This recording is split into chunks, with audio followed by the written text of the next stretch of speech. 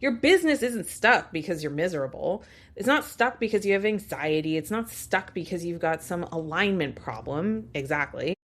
It's probably stuck because you're not doing the activities that help it to not be stuck.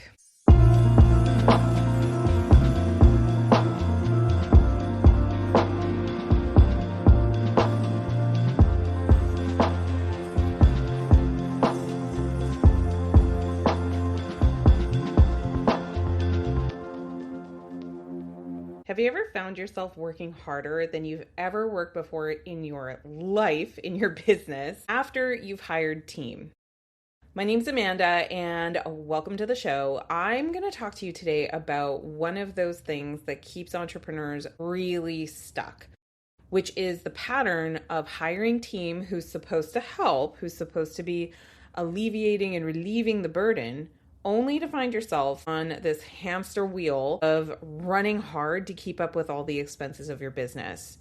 You keep telling yourself that once you make this next milestone of revenue, then everything's going to be better. And month after month, you keep telling yourself that you're going to do a better job of leading your team. You're going to do a better job of hiring in the first place. And, between your tears and sobbing, as you look at your P&L, you realize that there is something that maybe no one ever told you. So I'm hoping that this video is going to shine a little bit of a light on the whole hiring thing if you're an entrepreneur and you're doing 6 figures or more. Now, when you add team, the ideal is you're not actually working a whole heck of a lot harder, right? So in this video, I want to unpack for you, how can you delegate with greater confidence? How can you build more output that leads to acquiring more clients or retaining the clients you have better? And how do you get off of that hamster wheel of doom? I'm super excited to walk you through this because this is personal. When I first started my business years ago, I was as apple pie. Was I gonna say apple pie or pie in the sky? I was optimistic, okay? I thought I could just transition from working full-time as a consultant for a large corporation into entrepreneurship, no problem, because after all, I was a consultant in business. But I learned very, very quickly that when you have the backing of a giant corporate machine, there's a lot of things taken care of that you just don't even think about. And when you become an entrepreneur and you've got your boots on the ground, you realize that there's actually a lot of things that you previously didn't have to worry about that now become your concern. One of the first softwares I ever used in my business was called 17 Hats. Not an ad, I don't use them now. But it was such a great name for an application software for entrepreneurs because that's exactly what it feels like, maybe even 500 hats. And so it wasn't long after I got going, hit my first 6-figure mark, that I was starting to feel really overwhelmed. I was busy all the time, way busier than I was when I was a corporate employee, even though as a corporate employee, I told myself I was so busy all the time. I had amazing clients, but I was always nervous that I wouldn't be able to backfill and replace those clients. And I knew that I needed to make progress on my marketing and on my systems so that all of this could stay together, keep the band together sort of thing. So my business coach at the time said, well, why not just hire an assistant? I was charging premium prices for a service. And, looking at the top line of my revenue, you would think, yeah, that makes so much sense. Go ahead and hire some support. You deserve it. So she hooked me up with a part-time virtual assistant based here in the United States. And that assistant ran me about $60 an hour, but I wasn't using her full-time. I was using her very part-time. So I thought that's a pretty reasonable investment. And she was great. She knew how to do all the technology. She knew how to schedule emails, how to handle the scheduler. But what happened was the same thing I see happening to a lot of entrepreneurs even today. So for me, that was back in 2017, 18. Here in 2026, even with AI, even with all of the advancements that we've been able to enjoy in this period, people still find themselves on the same hamster wheel that I did, which is I never really had the time to properly utilize that resource. I wasn't giving her the level of work that I had imagined when I first hired her. And I've always felt like Friday showed up really quickly every single week. And so here I am just like continuing to run on the treadmill. And a couple of months later, even as I was struggling with this first part-time hire, I somehow managed to convince myself I needed another assistant, right? Like I clearly hadn't freed up enough time with the part-time assistant. I'm going to go ahead and get a full-time assistant. So this time I hired an assistant out of India. He was wonderful. He was brilliant. He was smart. But I had the same problem, only now I had it with 1.5 resources, right? I still each week wasn't giving them the briefings, definitely wasn't filling their time, but I was paying them to be on my team. And I didn't want to fire them because if I fired them, then it would be admitting that I should have probably never hired them in the first place. And I found myself just running even harder on the revenue treadmill, right? Or the hamster wheel, as I call it. Because, a hamster will run, and not get anywhere. And that's exactly how I felt in my business. I was running so hard to make the revenue that I looked around and I was like, I have no time to manage these people that I'm fighting for my life to be able to pay for. Anyway, so what did I do about it? For the longest time, nothing. I suffered for months. I just kept on fighting the good fight, if you will, until I had a really bad month in revenue. Sometimes that's the way the cookie crumbles in entrepreneurship. You could have a real hot streak and then you can have kind of those valley moments, those cold streaks. So I'm on this cold streak. I'm not making the revenue that I was enjoying previously, at least not that month compared to the other months. And I panicked. I was so worried that the whole thing was going to come crumbling down. So I did what I've done many times in my life, which is I found a book. So the book I found was Profit First by Mike Michalowicz. And that's a brilliant book. And I totally recommend it to any entrepreneur. You should most definitely read this book. And the reason why is because it gives you a method of accounting that works well for entrepreneurs. It's not an official accounting method. It has nothing to do with compliance and making sure that your, T's are crossed and I's are dotted for the IRS. You still need to hire an accountant. You should probably have a bookkeeper as well. But what Profit First does is it helps entrepreneurs with their financial decision making. And after reading that book, I realized I'm like, oh my gosh, here are, first of all the reasons why my cash is where it is. If you've ever had the thought, I make too much money to have this be a problem, you really must read that book because that's exactly what I was thinking. I was making big money in the sales that I was making. That's true. But what I wasn't seeing is how much expense was going out month over month that I was obligated to, whether I made great sales or not. And that's where the vice grip showed up, is that pinch between the outflow and the inflow. This, by the way, is called cash flow. So what did I do about it? Well, I followed basically the steps in the book and I analyzed where my expenses were, and shock, oh behold, it turned out that I had committed more than I was earning and I needed to stop that. So it was tough, but I fired both of those resources. They were both super graceful. They were amazing resources, like I said. So we found them a new home where they could go get paid fairly for the work that they were doing. And I licked my wounds and continued on. Now, I could stop the story there, but the thing is that I went on to hire more people. It's just that I had to recover my business, kind of, I call it right size. I had to right size my business to match my actual cash flow, not my desired cash flow, so that I could hire smarter.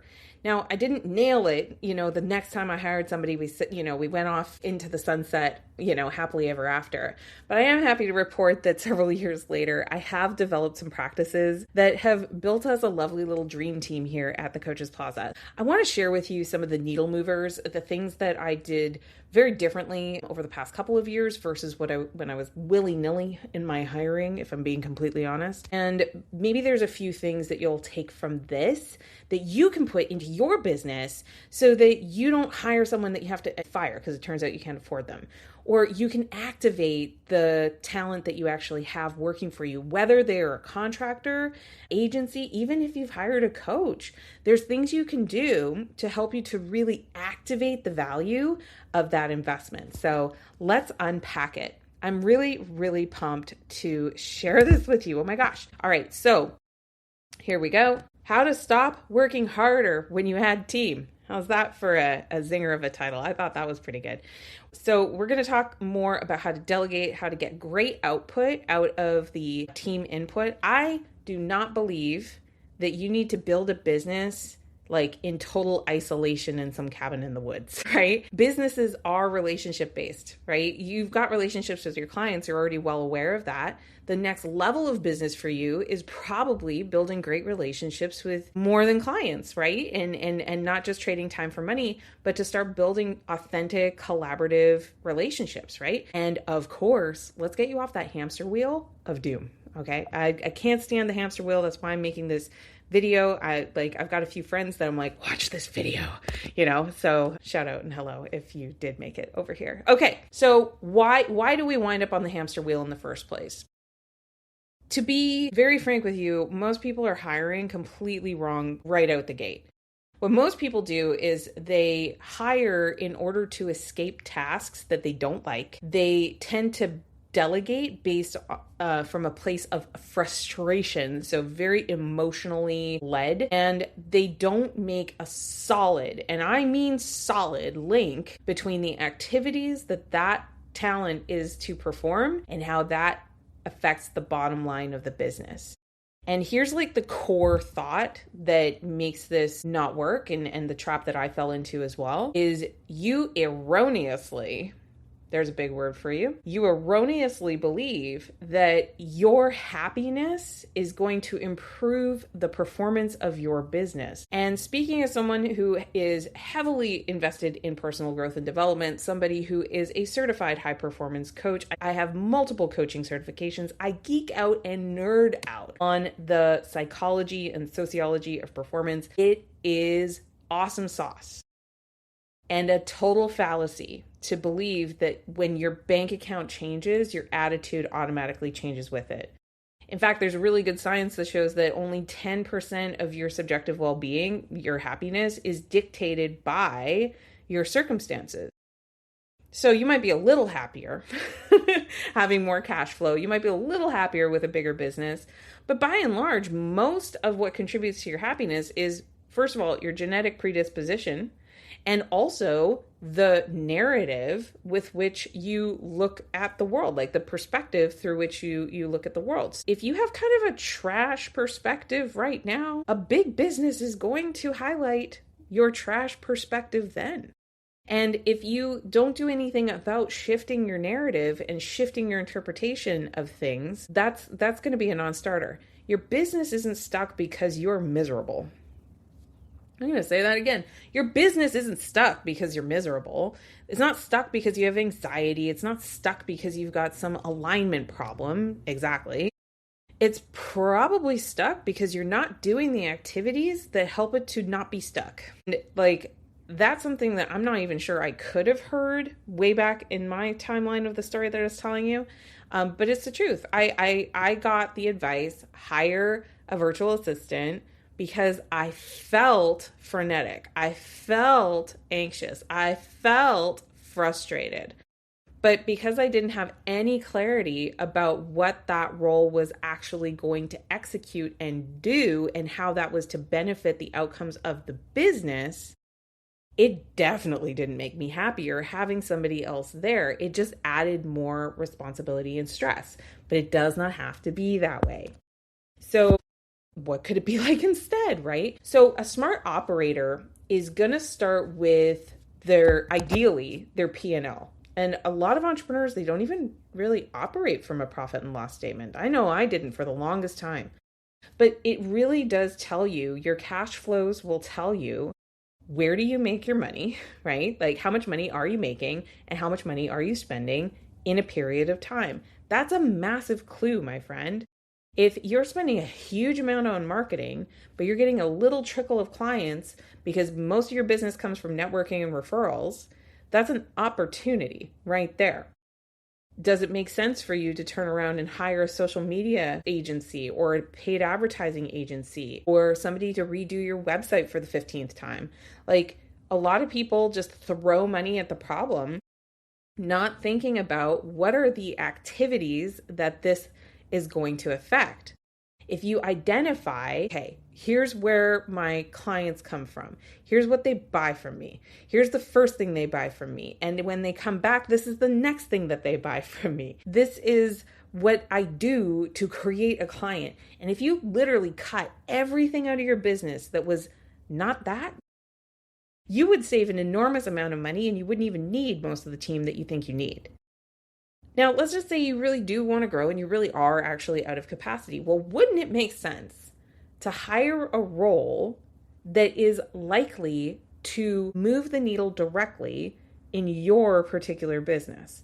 Not because it was a good deal to hire them, not because you got a recommendation from somebody to do it, but because you know, heart of hearts, geez, I've been getting a lot of my leads from social media, for example. Now I want to delegate social media and I can tell my person that I'm delegating to how I like my social media to operate because I know what actually works, for example.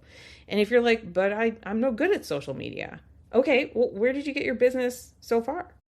If how you got your business so far was through networking and connection and referrals, then whoever you hire to amplify your work should help you with your networking, connection, and referrals.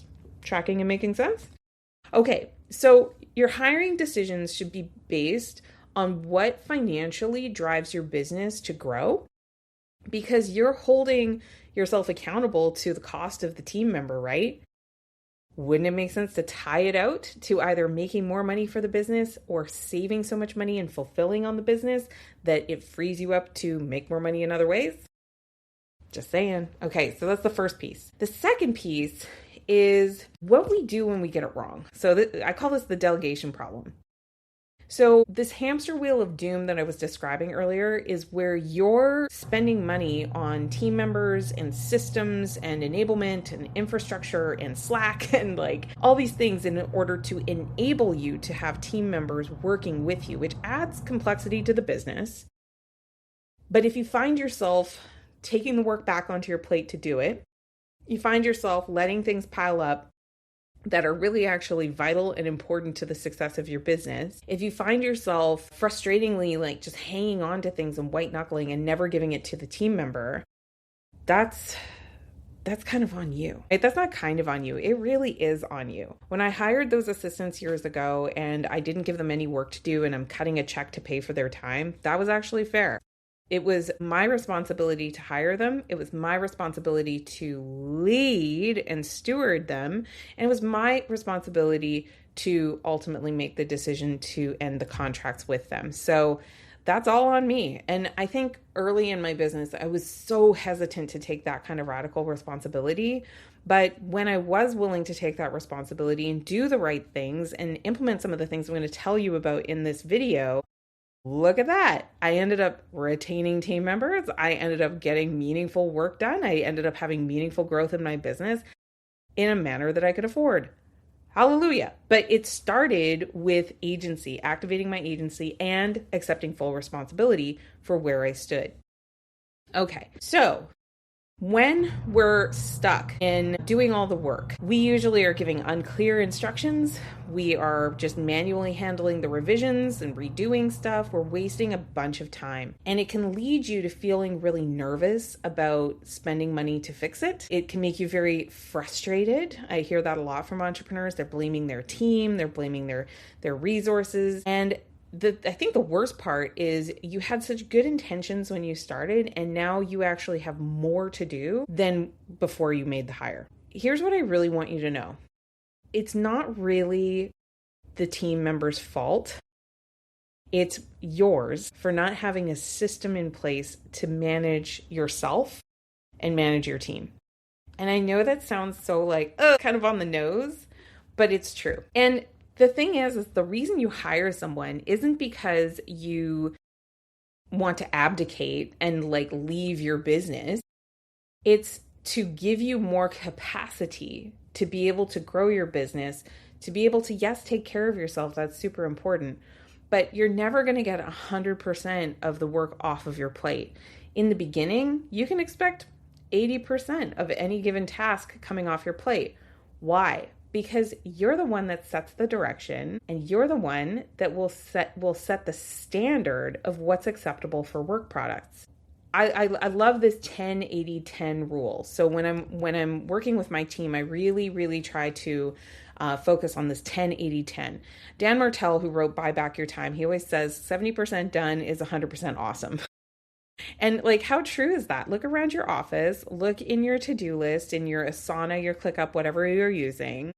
What's not getting done, and how is that costing you? Is it costing you because it is impacting the customer experience? It's costing you because it's so expensive to get new clients in the door? Is it costing you because you are like just this helter-skelter distract-a-bus person that people are kind of like nervous to be around because you're so like strung out and tired and all of those kinds of things? Like, what's it actually costing you to not have the basic things taken care of because it's beyond your personal capacity? Big question, right?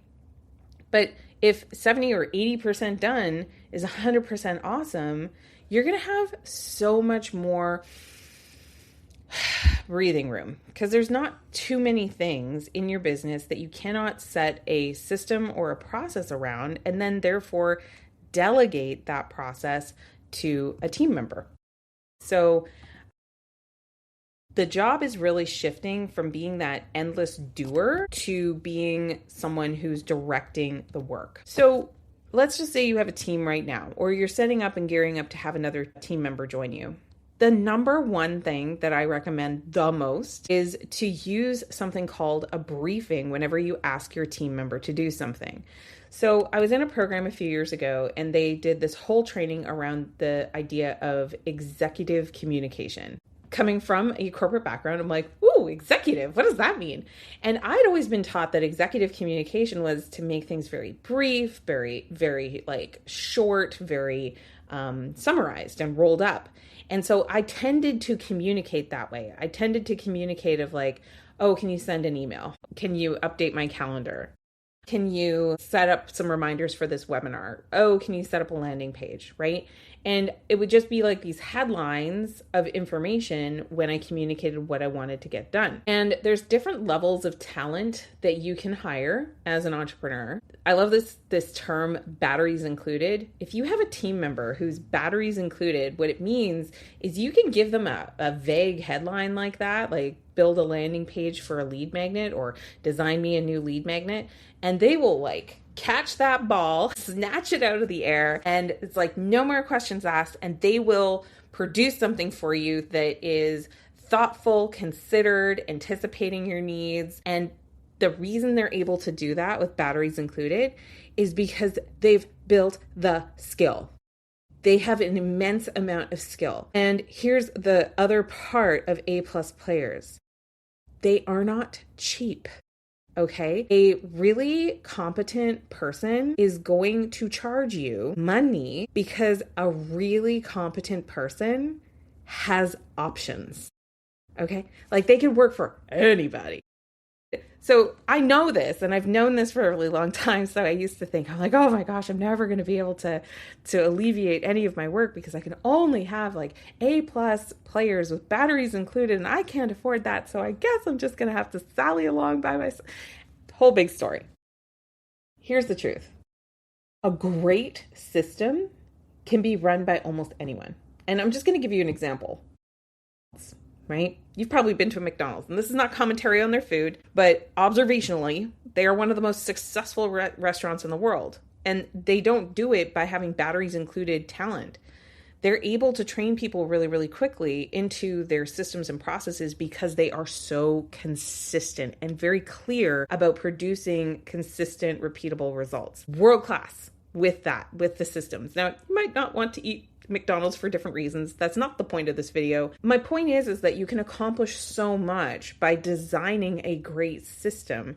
And then you need trustworthy, humble, ideally with a sense of humor people who are excited to learn the system, to develop their skills. And if you have somebody with the right attitude paired with an excellent system, you will cover so much ground and you don't have to break the bank. Now, one of the biggest mistakes that I made is I brought in like hungry, happy, humorous talent who was really excited to learn without having the system in place. And I tried to build up the team members and build the system at the same time. And that ended up being chaos. That ended up being so ungodly expensive at the end of the day and very, very frustrating because I realized I was depending on people knowing things they could not know. And I wasn't supplementing the knowledge gap with a well-established system. And so when you have team members and you're running like on a hamster wheel because you can't keep up with paying for them,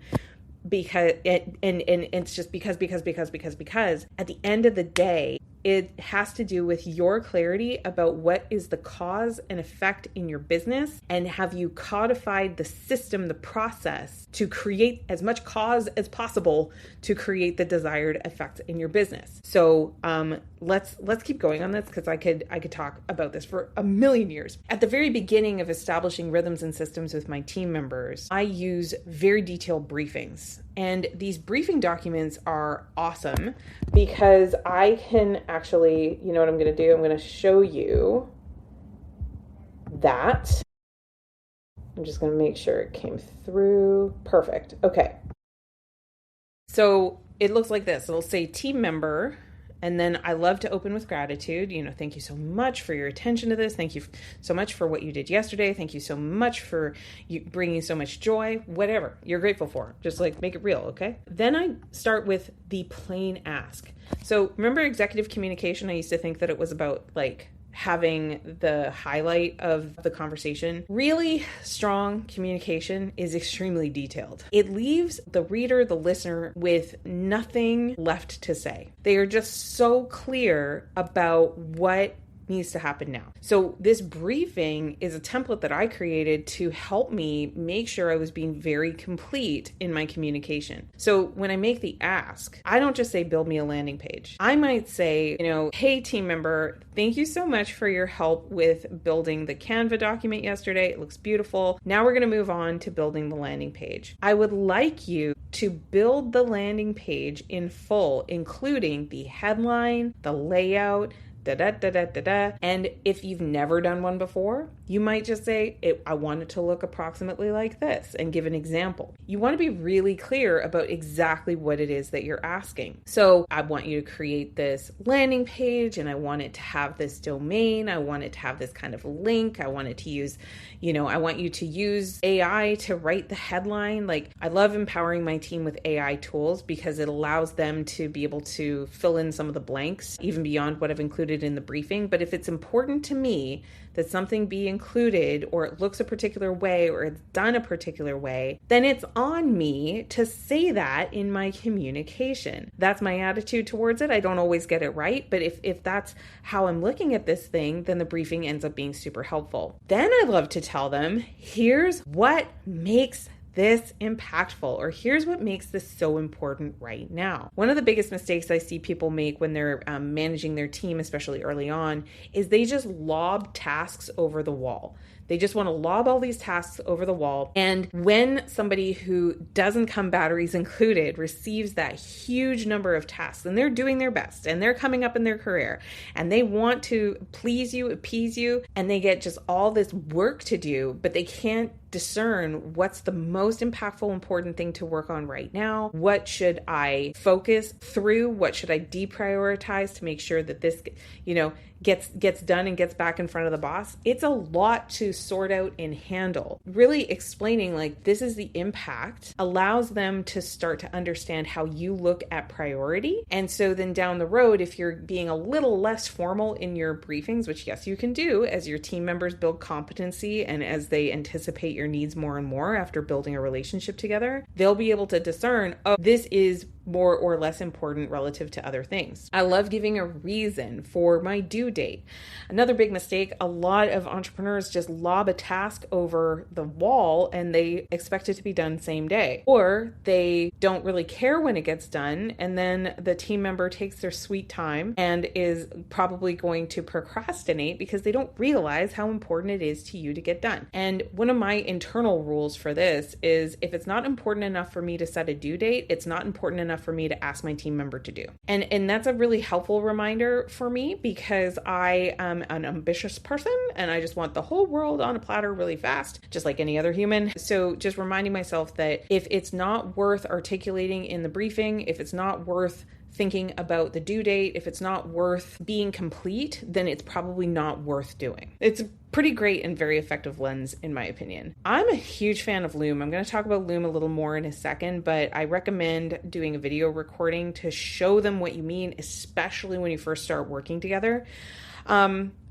And then for this next part of the briefing, especially if you're working with like virtual assistants, making sure that you've got their access and everything all worked out, that's pretty powerful. As your team grows, you can also encourage cross collaboration. So, I recommend you check in with another team member so that you can learn the ropes of how to do XYZ, if that's true, right? And then finally, this is so huge, I will consider this done if it looks like this. So powerful to articulate that. So many times entrepreneurs are disappointed by the work products of their team members, but they also never took responsibility to say like, here's what good looks like. And by the way, if you get a work product that's undesirable and it doesn't meet your standards, you can always feed back on that. And you should feedback on that. But it really is nice for both of you to think about this. And this is another one where I'm like, if I can't be bothered to articulate what good looks like or to find a good example or to show what my standards actually are on this task, then I probably don't need to ask somebody else to do it. And it doesn't need to be done at all. And if I have like a big objection to that idea, I'm like, oh, well, I guess I better define what good looks like. I love giving that due date. And I love saying like, please confirm that you've got this by replying and letting me know if you have any questions.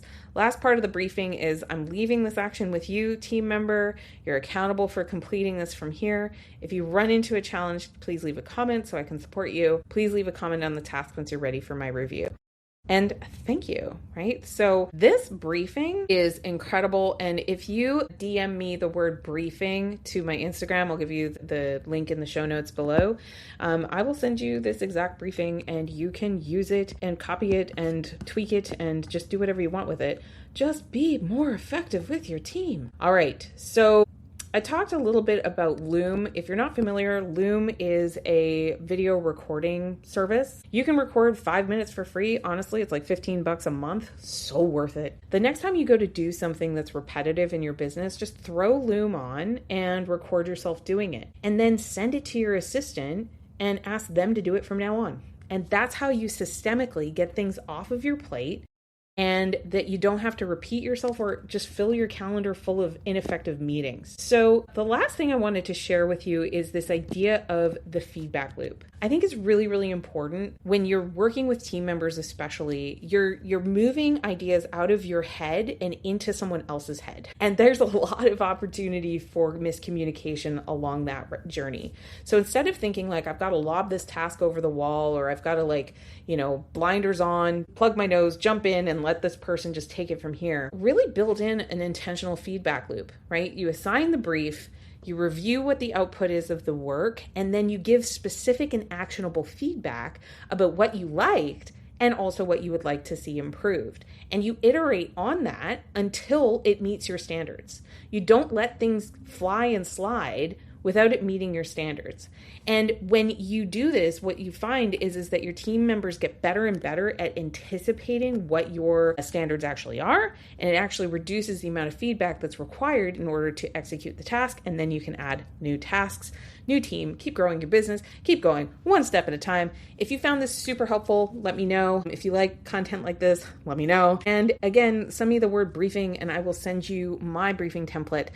Just go to Instagram and send me a DM. Okay, thank you so much, and we will see you in an upcoming video.